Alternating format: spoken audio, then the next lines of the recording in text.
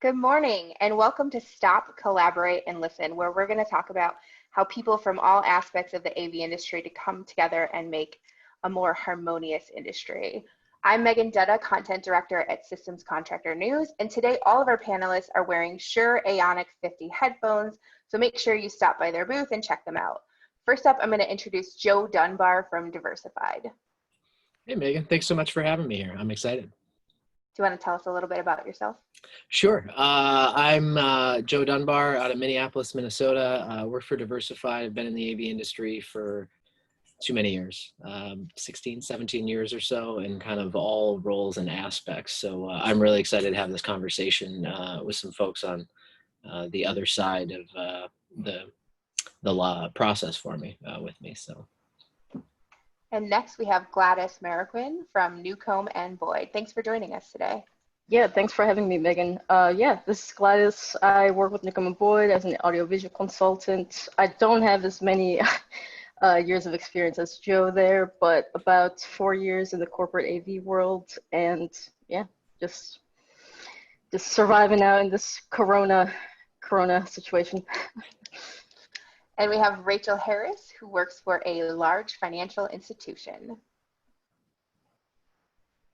Hi, yeah, I'm Rachael. I've been in AV proper for probably about 5 years and show pro for many years before that. I'm really glad to be here to chat with everybody and be excited. And then last but not least, Jeremy Caldera from IAS Technology. Hello, everyone. I'm excited to be here. I, like Joe, have been in the industry for what I feel like is way too long and held about 1,000 different roles. So happy to bring some insight to our topics today. Yeah, so let's get into it. We have a tech manager, we have a consultant, and 2 integrators. So let's start right off. Let's start with you, Rachael. So as a tech manager, what are some of your pain points in working with integrators and consultants, and how can we solve those issues? You know, I mean, I think as a tech manager, I think communication is the key to anything and everything. And so, you know, as a tech manager, obviously we need to be able to communicate to the integrators who we work with. And I think that can get muddled up sometimes before it even gets to our other colleagues in the AV field, because I understand that we do have to go through a lot of people who may or may not be educated on what we're talking about, interested in what we're talking about. So I think if it were easier to open that line of communication directly from the actual users to the people who help our decision makers make the decisions, that would be probably a major pain point that I would go. I'm curious. Can I ask questions, Megan? Are we like in a format? Yeah. Or can we do I'll allow it. All right, Rachael. I'm curious. Like, what does that look like for you? Because I completely agree. Like the communication chain is super muddled, I think is what you said, and I'm very much with you there. But like, how do we connect all the people so that everybody still needs to have their conversation and can still be heard, but you know, the people that maybe just need visibility or something? As a tech manager, kind of from our perspective, like an integrator to a tech manager, how can we, you know, help facilitate that, do you think?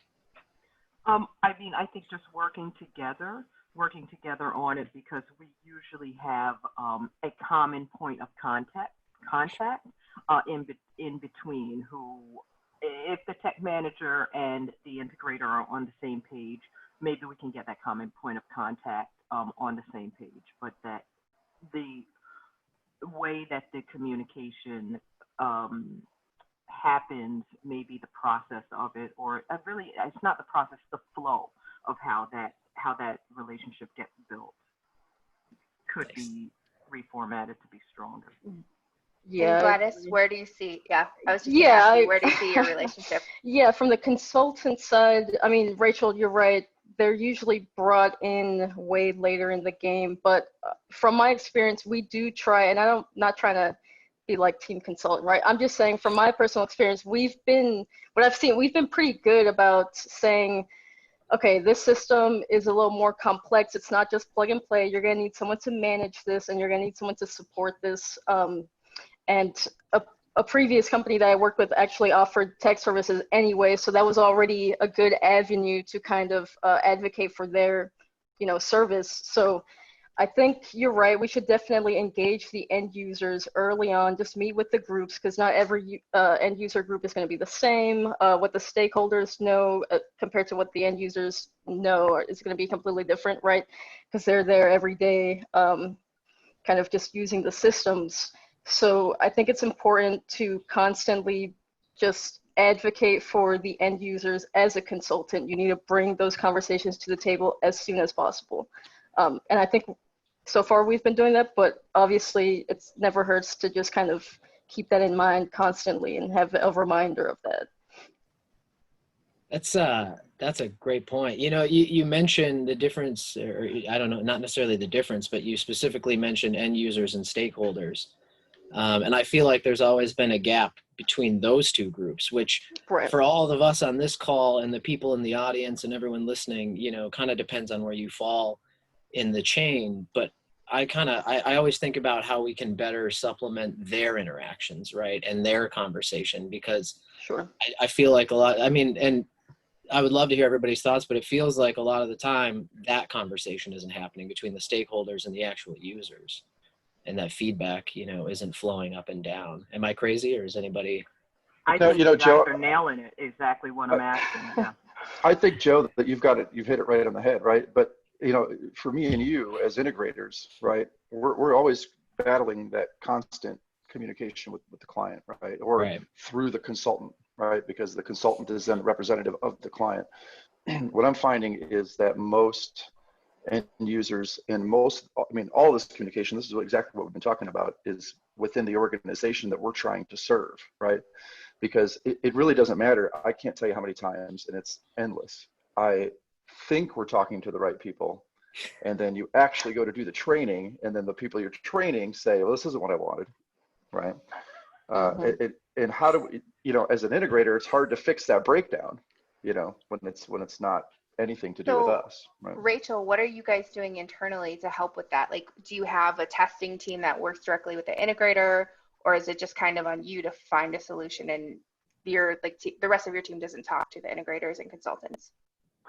No, I mean, the teams that I have been on, it's actually gone very well as a development of personnel over time. So what you do is you grow your team, and as you have team members kind of ascend from the more basic end user into the stakeholder realm, then that's when you end up developing the communications that with the integrator that allows that. But I do think that there are things that integrators can do just to, exactly like you said, Jeremy, make sure you're having the conversation and maybe invite your clients who you're talking to invite the people who are going to be asking them questions that they can't answer later on once you get a pile of gear. You know what I mean? So for end users, for the people who are in the rooms helping, because the real end users are not even end users, right? The real end users are accountants, helping accountants use AV equipment. Those people are the people who really need to be a little bit more involved in the process, and a lot of places don't want to let that happen. So I mean, I like to try and engage as many of the people that I can from the client side, right? And not only that, I'm very big on scope of work, right? So I don't, even though I'm contracting with the stakeholders, right? I want the scope of work to be well defined so that tech managers like yourself understand exactly what it is they're getting. And then, but within that scope of work, which is often part of my contract, you have that executive summary, right? That 10,000 foot view that's summarizing what you're getting that you can give to the accountant and the lawyer that doesn't know anything about the tech stuff, right? You know the scope, they know the executive summary, and the executives that are making that decision on as to what they're signing off on. I think if you have some harmony between those two kind of documents, if you will, right, you can help clarify and then get everybody involved in the process that may or may not be able to attend the meetings. Right? That's a great point. I feel like I mean, it's paperwork and it feels like administrative stuff, but the documentation leading into the project, you know, all the way from starting at the consultant side and moving all the way down the line, you know, and integration. I don't know that we're known for really knocking that stuff out of the park all the time. And, you know, that's very important stuff. And that helps us solidify and nail down problems before they even happen, because maybe in that contract and that documentation, right, Jeremy, you're talking about that the executive summary and the 10,000-foot view, but by the time it might get into Rachel's hands or get back to Gladys to have a look at this and review for their customer, because we're all kind of serving the same a customer there. That documentation, the supplementing documentation scope of work is thorough and accurate, because that's where, you know, that's where Rachel might pick something up, you know, with an opportunity to see that and say, wait a minute, this is not what was spec'd, or Gladys can say, this is not what was, you know, talked about, or something like that. And that's an integration thing that we can all do, I think, a lot better job at. And especially, you know, having bounced around the industry a little bit and been at some different places on the smaller side, the smaller integration firms. I mean, that's one of those things that I think that can really take an integration firm up a notch and make them a better partner. So Gladys, as a consultant, what can integrators do to work better with you? I just answered. Sure, yeah. So there's a few pain points, I guess, if you will, when it comes to consultants and integrators. This is something that everyone is aware of. There's this huge battle between us. So I'm not really, I'm not like super into that part, but I think one of the main pain points that I've come across is just how it's more of like at the end side. For now, this is like my pain point, but at the end phase, right? When we try to close out and verify systems, the timelines of integrators saying that a system's going to be ready is almost never accurate. And it's not always their fault. I will say that. I know that there are other factors that are involved. It's never our fault. It's never our fault. Yeah, I'm aware of the factors that are involved that, you know, will affect timeline, but it's almost never accurate. And when they say systems are ready for day one use, it's just not really ever the case. And I just want to kind of see from Joe's perspective, like, what do you think, how can consultants kind of help you guys to, I don't know, just be more accurate in finalizing these systems and just having them ready and whatnot? Maybe it's a communication thing that we're somewhere in the process is failing, but I'd like to know from Joe's perspective, what can we do better? Yeah, that's a great point. And I agree with you. I mean, I think delivery is kind of always this thing that can go one way or another. And it seems like too often it's like, yeah, it's ready and it's done. There's this one thing. And if there's this one thing, then it's not done, right? It's not ready.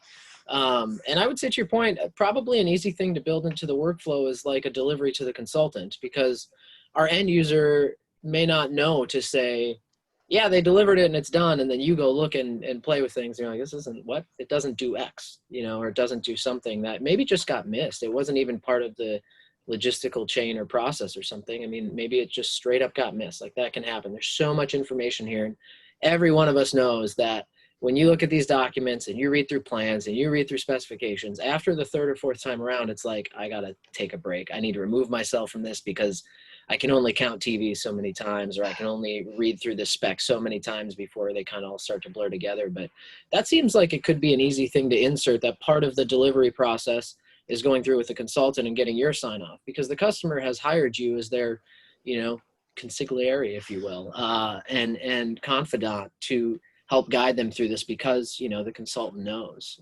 Jeremy, I'd love to hear any ideas you might have, but that seems like an easy thing to slide in.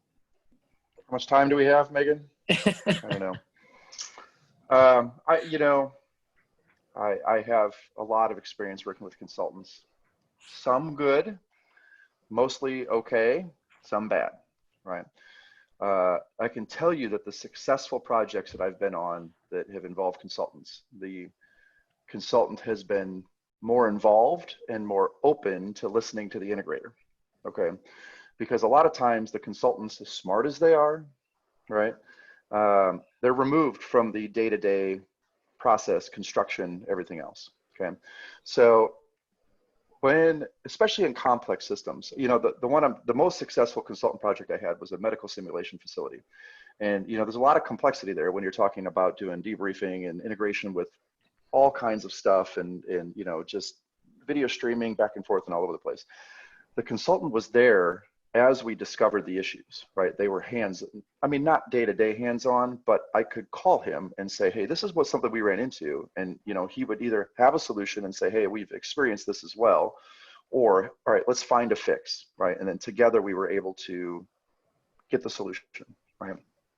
I think now there's some consultants that I never want on a project, right? Just don't stay off the project, right? But in that case, the relationship was good, right? And actually developed a friendship out of it, right?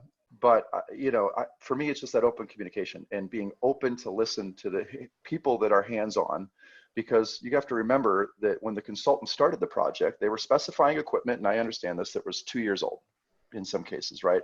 They are dealing with the scope of work that is 2 years old, and now people have transitioned, people have changed, users have changed, needs have changed, right? So we find ourselves often delaying the project sometimes because there's an implementation of something new, right? Some new feature, some new product, some new something, right? And, you know, having that communication and that kind of approval process back and forth with the consultant, I think is the most important thing. You know, I won't get into the complaints about consulting work and dealing with that is from an integration side, because I could go on for days about that. But I think to improve the process and to improve the communication and ultimately improve what we're delivering to our client, right? Who I want to be happy, because to be honest with you, the consultants, you get to walk away from this when it's all done. I have to service the thing for the next several years, right? So I want them to be happy. I want everybody to be happy. They'll call us up. Don't think they won't call us up. They'll call us up. Yeah. Do you get a lot of like after the fact stuff if there's like systematic problems? Do you get a lot of that? Sometimes. Not a lot of times, but it'll happen for sure. But but when you're dealing with the bigger projects, you know what I mean? You might get some stuff that pops up, but like, you know, ultimately at the end of the day, it's my responsibility to make the customer happy and to make the systems work, right? The solutions have to provide the experience that the customer wants, right? And so that's ultimately what we have to do. And, you know, when it comes down to training, you know, there's a lot of, it's funny whenever I read consultant specs about how to conduct training, right? And I think training is going to be a key point in any project, right? And it's not just let's just throw it together and record a video that people can go back and watch, right? That cracks me up whenever I read that. It's let's get the actual end users and, you know, or the tech managers, because a lot of time there's 60 end users and we can't train them all, but at least have a very, very detailed training session with end users or tech managers, whoever, so that they're comfortable then training all the other people that are going to come in their turned around staff or part-time staff or whatever it is that comes up, right? So I think that's going to be key for anything. And you need to have a very clear and defined plan for that, not just provide the documentation and record these videos so people can go back and watch it, right? Yeah, I mean, I totally agree. Hands-on training is definitely the way to go. I'd be curious, Rachel, like in that kind of training, because that's a great point, Jeremy, and the training that's called out. Rachel, does that stuff make its way to you? I mean, if a new system's deployed, do you feel like you're getting proper training or? It does. And, you know, I do want to say that here I'm trying to represent the end user, right? And find their pain points and all of those things. But I just also want to say that in my experience, I've had very good integrators to work with. And yeah, we have had the training and I have had good relationships with them and I have known their service staff and worked together to work out problems, work as a team with them. And so I think the teamwork thing is a big part of it, and getting training is like literally teamwork 101 for putting a system in. So Jeremy, what about people that aren't on this panel? Like, how can you work better with architects or IT? I mean, for me, it's communication, right? Every successful deployment with anybody has always been about communication, and break down the walls and the barriers that have historically existed between architects or consultants and integrators and everybody. You know, it's been a big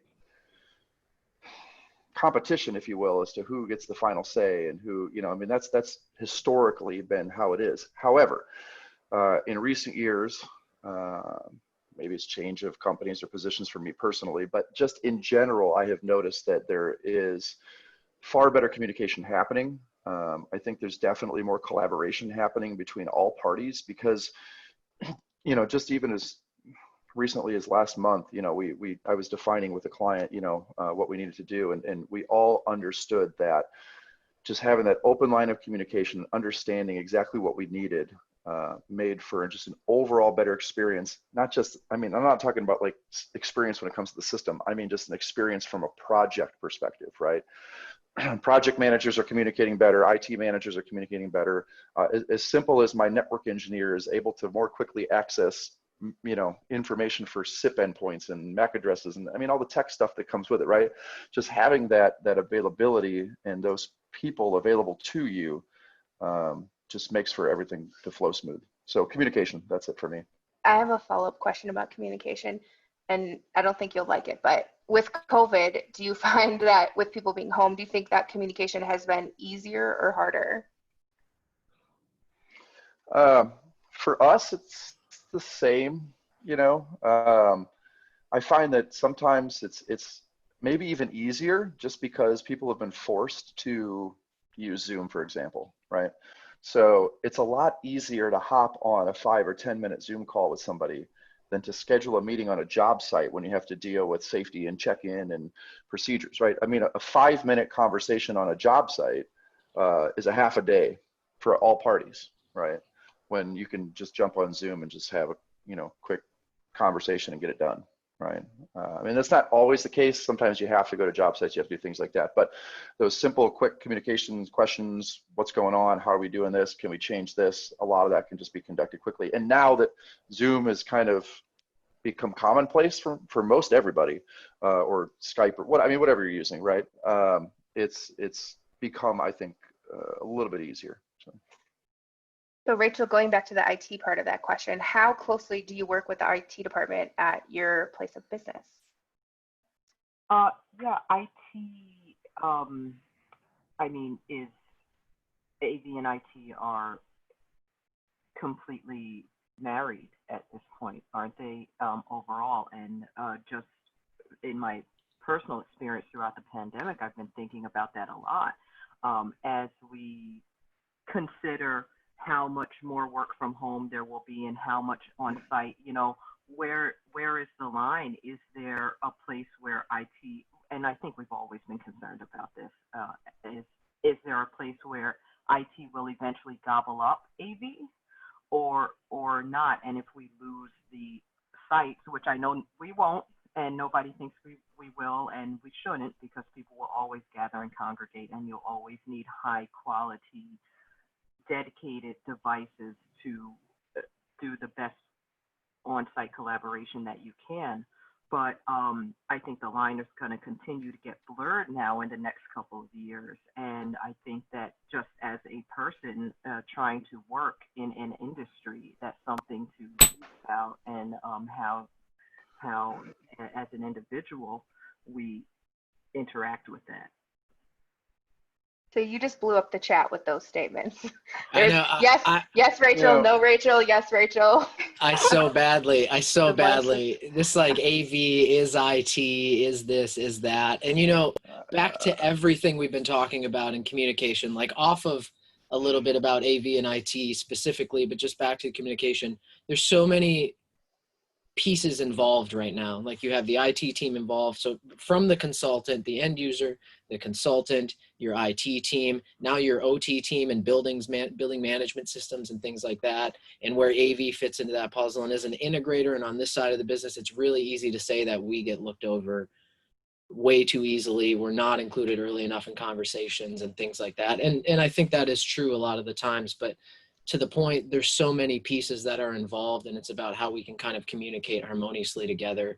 And specifically, you know, as a consultant, it seems like it falls, falls sort of in your lap to facilitate, but that doesn't necessarily mean, I mean, it's all of our responsibility to engage and have that conversation. And this usually is a good question from the chat. Who wears the pants in the relationship, AV or IT? That's a good argument right there. I have my opinion, but I can tell you what the truth is. Let's hear both. AV, but it's going to be IT. You know, It's IT. I mean, what's wrong with that though? Like, okay, why do we, right. So let's just say that we accept that. That's okay. Here's the thing, right? Like AV is always going to be, you know, just there, right? There's always going to be some specialty to it. But, you know, a mentor of mine once said, and it's so true, as soon as IT starts to give a crap about AV, we're done, right? We're going to be, you want to talk about being gobbled up? Like, it will happen fast. The beauty of it is, I will still argue that there's some art to what we do in AV, right? In IT, and man, am I going to get hate mail for this, right? I don't think there's as much or any art to IT. It's ones and zeros, right? Okay. AV is not that clean cut. You know, I mean, there's parts of AV that are that clean cut. The parts that talk to IT are that clean cut. But a lot of what we do is there's an art to it. So there's always going to be that need for the AV specialist, right?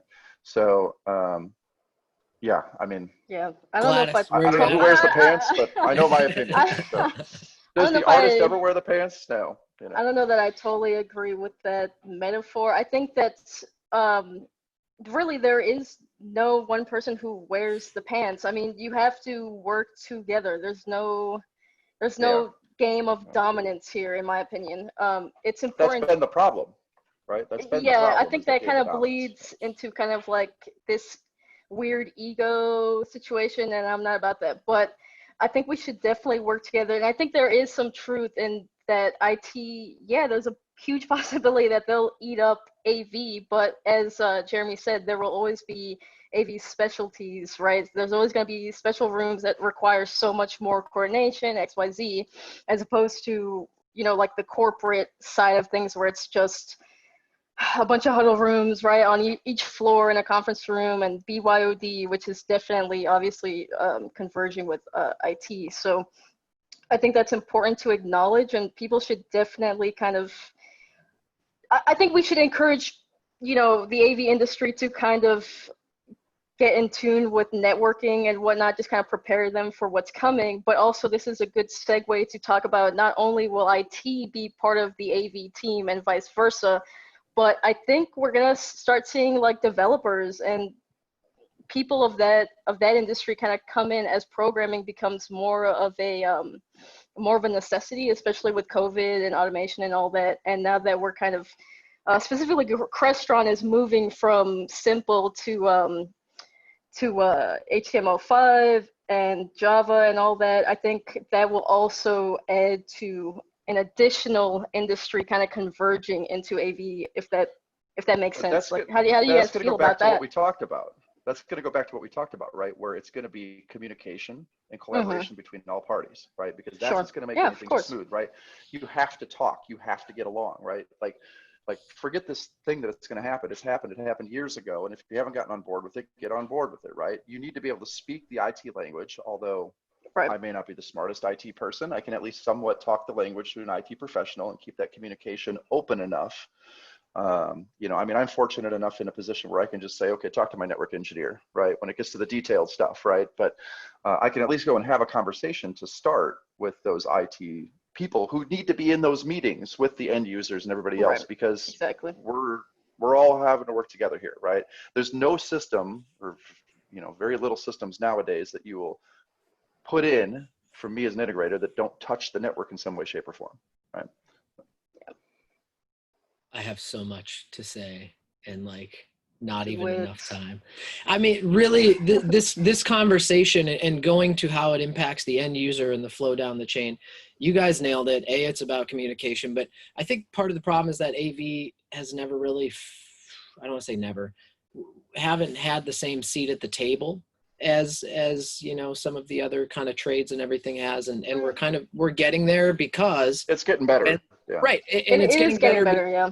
We've been learning the language and saying that we need to understand that what you guys do is very real, and what we do, you know, I think we get a little more acknowledgement from them, but AV is still its own little thing inside of that, I feel like, and for the end user's sake, us finding a way to kind of communicate and work together, which has been happening more, and I think it's just because now I feel like we've been accepted. That's what Well, it is. but I Yeah. think a lot of the reason why is because more in recent years than a decade ago, for example, or even longer, right? AV moved from a nice to have to a have to have. Yeah. Right. Especially nowadays, right? It's a definitely a have to have, right? Even on the most basic level, because of all of this collaboration, remote learning, everything else that's going on, right? So we have definitely shifted. I mean, we're not quite into the realm of life safety yet, as much as that would be nice, right? We're still going to be the first budget axed over life safety, right? But it's necessary. You can't conduct classes without being able to present something anymore. You can't conduct meetings without being able to present something or collaborate or video conference or something like that. So that fundamental shift right there is, I think, what catapulted the AV industry to be a little bit more acceptable and to be starting to get involved earlier and earlier.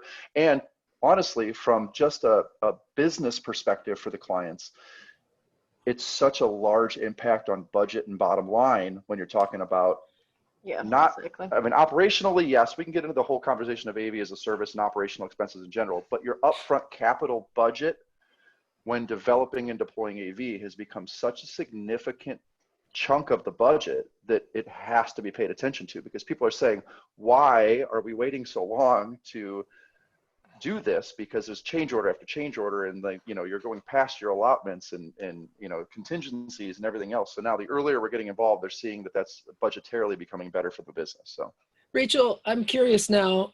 Jeremy, you sparked something in me. So Rachel, I want to ask, do you as a tech, right, representing the end users, but I can't count you as an end user because I don't know how to say this without sounding like a jerk. Like, our industry, like, what you're doing with our stuff. Do you feel like the end users that I'm referring to, in the sense that don't know everything, that Gladys is working with and representing, like those end users, have we gotten to the point where people understand that what we do is more than just TVs and speakers off the shelf from some box store, or is that still the perception? Because that's what it feels like sometimes for us. I also don't want to say this, but this is the way it's coming to me. And the answer to me is absolutely not. And take that with a grain of salt, because remember, there are levels of clients, right? So obviously our biggest clients absolutely get it, and they pay a lot of people a lot of money to get it, and so that the people who don't need to know think it's the same TV they got at Costco, and they have people there who need to know, who can talk to you. And but there are a lot of end users. Almost everybody in the world is an end user now, all of a sudden, in 15 years. That change has happened so quickly, and a lot of people can come into control of some things and become decision makers, then getting much closer to the AV world, and they don't know the difference.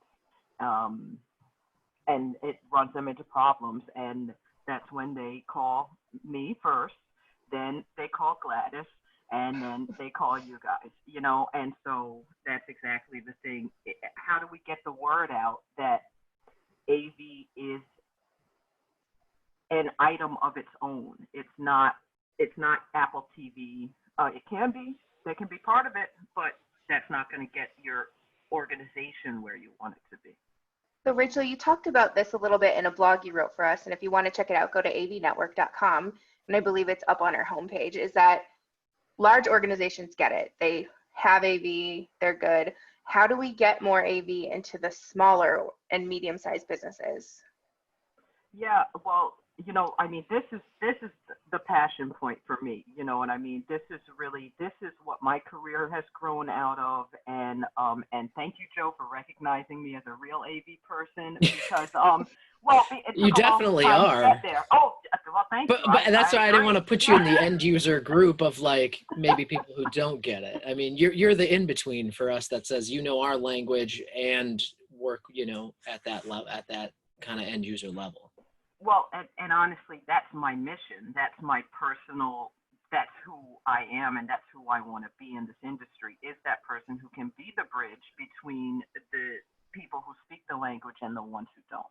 And there is a lot of space in the industry for that mission. And I think that what I was trying to get to in the blog post was that I want the industry, I want the integrators, I want Diversified, I want whoever, all the integrators to really look at that space, because I think, first of all, there's money being left on the table, and that there is talent left on the table. And if there were a way for the big companies to make a space for those translators, those communicators, I think that it will open up the industry, and it will also start making AV look serious to smaller companies, smaller groups, and make it universal that AV is a real service. Just like you have to call an electrician, you are best off to call somebody who really knows how to use the mics, instead of just putting it on the custodian's to-do list, because that happens all the time, and it's great there. And a lot of people learn that way. It's part of the career path. But if the industry took more control of it, we could probably make it let people learn a lot more, a lot faster, and get a lot more done. So on that note, we're about to wrap up. We have a couple minutes for questions. So if you have questions, drop them in the Q&A. The first one is actually for you, Rachael. So as a tech manager, how do you get users to the table? This person works for a hospital system and has trouble getting documents to find out what the users actually want, but deals with the admin typically. And so once the doctors start using the room, then they have to kind of change their plan and figure out how things are actually going to work. So how do you avoid that? Maybe I think I understand the question. Is, again, your end users are communicating to you through their admins, who they may or may not tell about their pain points. So I don't know, but the first thing that came to mind for me was I've been obsessed with these QR code menus. I don't know what life is like in your state, but if you can go out to a restaurant here in my state, a lot of the tables will just have the QR code so that you don't have to touch menus with everyone. And I thought that that was a very, very convenient way to communicate with people. So doctors, I think, are probably hard to communicate with. They're busy, they have a lot on their minds. But what about a quick survey? Just give them an opportunity to interact with you directly. Stick a QR code on the table. When they're frustrated, they will definitely use it. And from time to time, they might even use it when they're not. And so on that note, in terms of, we were talking just a little bit about like low contact or no contact. So have you guys noticed the change from full contact interaction with kiosks to contactless interfaces with machines? And is that something that you think is going to be largely adopted? And if so, what challenges do people in the AV IT field face when implementing them? Can I swing at that? Yeah. Yeah, all right. It feels like a necessary thing right now. I don't want to say, I've been saying a lot these days that this is a reaction, not a solution per se.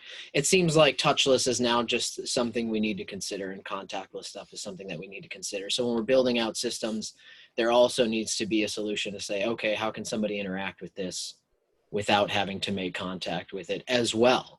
Because eventually, hopefully, we hopefully will be on the other side of this and get to a point where it's like, yeah, I wouldn't call myself a germaphobe by any stretch, but if I can go to a public place and interact with that stuff without having to touch the same screen that a million other people have touched, like, I probably prefer to do that, but it doesn't mean that I'm not going to. So, personally, that's kind of what I see and feel, is that it's something that now just has to be part and bundled with the solution. But I would be curious to see if anyone has a different perspective on that. Let's ask Jeremy, because this is one of his favorite topics. Aren't they all?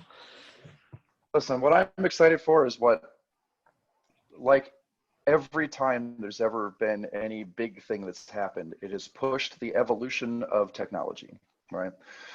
We pushed the boundaries and pushed the barriers from a perspective of design to what is being manufactured, right? So COVID or not COVID, I'm excited to see what's going to come of this, right? Because it's ultimately going to be better, cooler, more, whatever. And we're already seeing some products, don't ask me particulars, but some things I see that pop up on newsletters that are being developed or coming out, and they might even be some small Joe Schmo company manufacturer that, you know, will eventually get bought out by a big boy and then, you know, mass market it to the world, right? But you know, that's where I see this going, and that's what I'm excited about. So I have I mean, I agree and disagree at the same time, because the whole contact list, right? So that's, and I saw someone put in the chat, that's definitely gonna happen whether or not COVID is something, right? Because technology is constantly evolving as you get younger users. We're used to just not touching anything anyway, right? People my age, we have Bluetooth, we have yada yada. We don't want to touch anything. We don't want to be inconvenienced, right? But I also think that it really depends on what region you're talking about too, because everything's kind of all over the place. There's some areas like Georgia, where I am right now, some kids are going back to school, right? So it's not like you can implement a contactless solution right out of the gate. There's no way. If classes are already happening, that's not going to happen. Funding has been severely reduced all over the country, so getting the money for that is already an obstacle. So there's just so much going on that it's going to be impossible to transition to a contactless system in some cases. So I don't see that changing. And also, what I see is teachers just bringing in their own stylus or something like that, and even just for conferences, you know, what have you. But then in other areas, yeah, I think technology will constantly evolve. And like Jeremy said, I already see manufacturers coming out with products that are going to be pretty sweet, I think, in my opinion. I'm pretty excited to use them. But yeah, there's personal interaction, right? That's what it's going to be, personal interaction, not just group interaction or touchscreens, right? It's going to be more personalized. Exactly, you know, right where you're going with that, right? Yeah. Just wondering now, I didn't even think about it. Like, is the stylus going to make they're going to get huge again? Cheap. Is everybody going to carry their own stylus now? It's a cheap solution compared to rolling out something completely new. Yeah. Somebody launched a contactless, it basically disposes, no contact, like you wave your hand in front of it and it disposes disposable stylus so that people can still use their touch kiosks during COVID. So now that makes me want to ask a bunch of questions about like green eco responsibility on that, and hopefully they're covering that. But like that, I mean, the idea, I carry a pen, right? I've carried a pen everywhere, so why not? Huh? Oh, all right. Now I got wheels turning. Let's continue. One thing on this is that I understand that the contact listening with purchasing and getting new equipment, but I'm not convinced that it's not possible to transition a lot of the equipment we already have to a contactless environment using people's personal devices. School children aside, almost everybody else is walking around with a cell phone. So, you know, I'm not saying anybody should or wants to engage the cell phones that are already in our pockets, but I would think that would be that would be the hack that people are looking for. Right. Okay, I think we have time for one more question. Here twice. Yeah. I'll take it. Right on. Okay, one more question. Do you feel that integrators should hire trainers to come in to conduct the training for end users? So this person says their training is typically done by a sales manager who they don't think, it's not a good use of the salesperson's time, and it's not always the best training. Depends on the circumstance, right? I've been involved with some very large scale projects with some very high-end executives where it was good to have a dedicated training person there that specifically spoke their language and understood the ins and the outs from a most basic level. And to be honest with you, that person was not even technical, right? We just showed her how to use it. She showed the executives. She was available anytime that they were available to meet their schedule. Worked out great, right? But in other cases, it's just, I don't think you need to. It's just a case-by-case scenario. And for me, it's more of maybe a scale thing than to make that decision.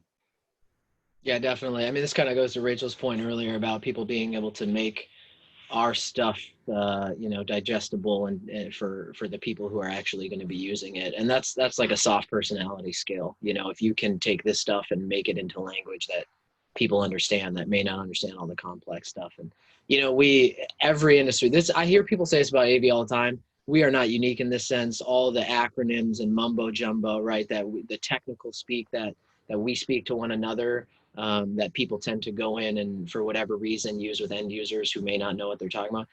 We're not alone in that sense, but basically whoever is doing training needs to understand that skill of making it, palatable for the people who are. Know your audience, right? Yeah, right. Yeah. Exactly. Yeah, I think it's important for consultants on the consultant side, if you're closing the project and, talks beforehand, obviously, we should be ensuring, do you feel good to go? Do you need training? Like, what is the situation at that phase of the project? We need to make sure that when we close, that our users and our clients are comfortable using the product that we have given them. Okay, so that's actually all the time we have. I want to thank everybody for attending and being here, and let us know, our audience know, where they can find you guys. Jeremy? IAStechnology.net. I'm also on Twitter at Jeremy_Caldera, but I don't use it that often, I guess. Gladys? Yeah, you can find me on LinkedIn. I don't have my URL memorized, I'm sorry, but just do a quick search. I'm the only one around. Rachel? Oh, you're muted. It's all right. Hi. I don't know what kind of internet problem. Wait, no, Rachel's talking. Oh, So please. I'm also on LinkedIn, Rachael Harris, but I have Twitter. I think it's at RHPro. So hit me up because I never used it and I would love to start using my Twitter. Twitter must be going away. And last but not least, Joe? Yeah, I've dropped again. I don't know what's going on with my internet. I guess you're talking about where you can find me? Yes. On the internet. Joe D and AV on Twitter. I'm not really afraid to talk about stuff there, but otherwise LinkedIn, if you want to keep it AV and topical, I'm always there. Great. And you can find us online at SCN Mag or at Megan A. Dutta on Twitter. Visit our website, avnetwork.com, and be sure to check out our exhibit hall right now. There is a 10-minute break, and then we're going to come back with a panel from our manufacturers. Thanks for attending. Thank you. Bye.